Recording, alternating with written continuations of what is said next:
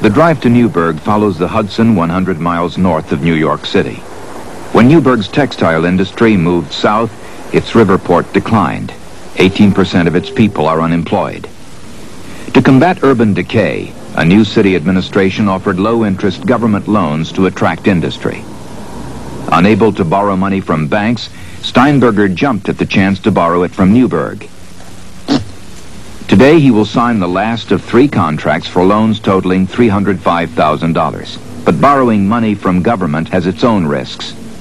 For example, here, at any time, in the opinion of the secured party, the financial condition of the debtor becomes impaired or the collateral becomes insufficient or unsafe, okay?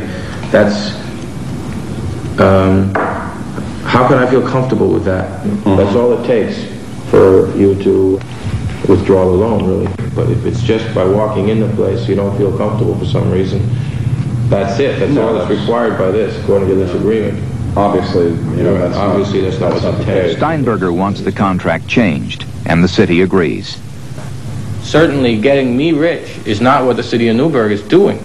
And also, with working with the city here, as you know, each and every major stockholder in this company had to guarantee the loan with the entire loan with his own personal resources.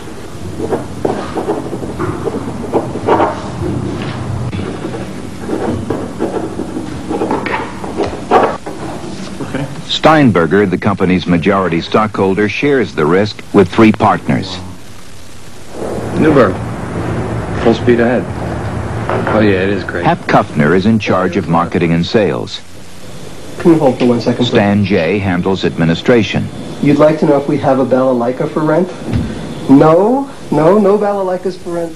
Bob Young is vice president of a fiberglass lifeboat factory. He's an expert in plastics technology and production.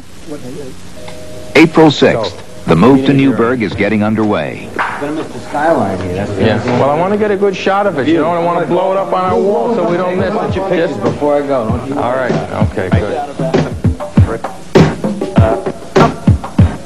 In 1 week, Steinberger expects to be up and running in Newburgh. Since expenses will be higher in the new factory, he will have to make 16 bases per week just to break even, and 20 to make a small profit.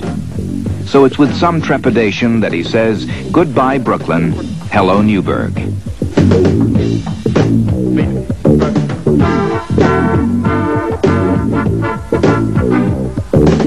April 9th. The last truckload is arriving at the Steinberger Sound Factory in Newburgh, New York.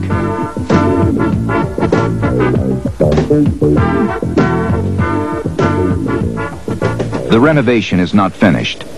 New machinery must be installed. The worst problem is hiring. And I also He wanted to see you today, is that what he indicated? Well, he asked me, I was interviewed by him yesterday. Hundreds have applied for only 7 new jobs.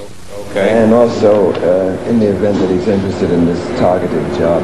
Steinberger realizes he cannot handle the workload alone. Oh, it's pretty crazy up here. We're just getting ourselves... Steinberger hires a professional factory manager, a big move for the tiny company. John Warner will become a middle management of 1 with responsibility for day-to-day operations. Bye-bye. His first task is to hire new employees for the critical finishing department.